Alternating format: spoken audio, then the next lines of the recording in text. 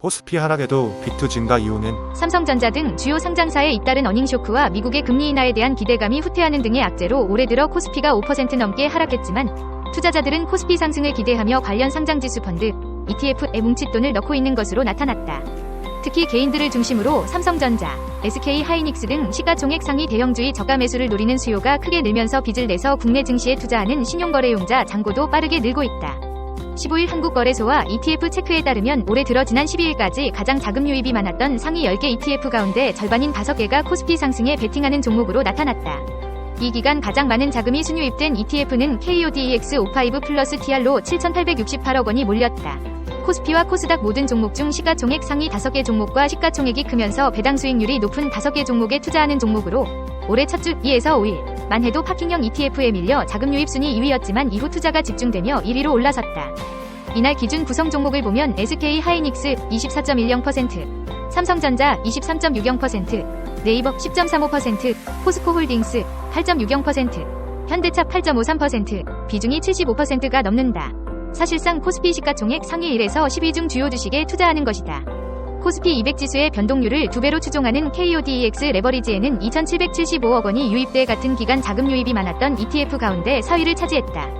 코스피 200을 기본지수로 삼는 KODEX 200이 2,067억 원으로 5위를 기록했다. 두 종목의 삼성전자 편입 비중은 각각 21.4%, 30.79%에 달한다.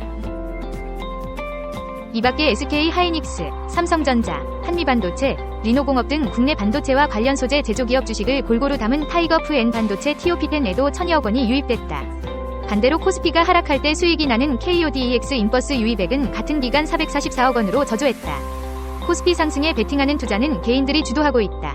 올 들어 지난 12일까지 개인들이 가장 많이 순매수한 ETF는 KODEX 레버리지였다. 이 기간의 최다 매수 ETF가 같은 종목인 것을 감안하면 기관이 내다 판 코스피 레버리지 ETF를 개인이 사들인 셈이다. 개인들은 같은 기간 KODEX 200도 455억 원 어치를 순매수했다. 개인들이 주로 선택한 ETF들의 수익률은 올해 들어 부진하다. 순유입금액 규모가 가장 큰 KODEX 55 플러스 TR의 경우 연초 대비 12일 기준 수익률이 마이너스 6.07%에 그쳤고 KODEX 200도 마이너스 5.81%를 기록했다. 코스피 변동률을 2배로 추종하는 KODEX 레버리지는 마이너스 11.31%에 달하는 등 해당 ETF들의 수익률은 같은 기간 코스피 하락률 마이너스 5.42%를 하회했다. 초단기 금리 채권형 상품의 수익률이 이 기간 0.13에서 0.25%대로 소폭이나마 플러스를 기록한 것과 비교된다.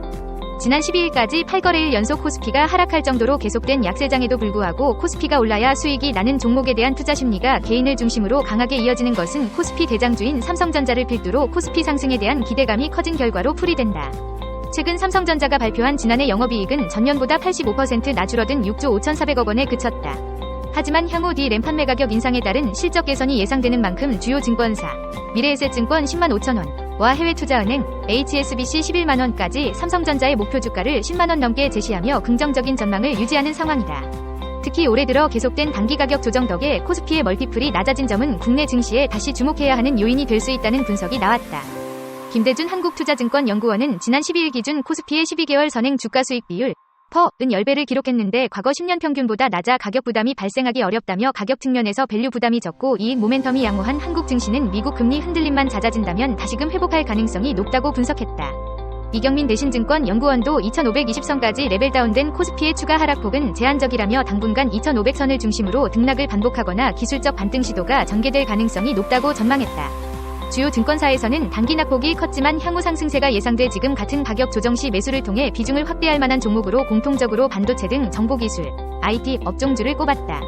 이에 맞춰 개인 투자자들은 지금을 저가 매수 기회로 보고 삼성전자, SK하이닉스 등 반도체 대표주이자 동시에 시총 상위 대형주에 대한 적극적인 비투, 빚내서 투자에 나서고 있다.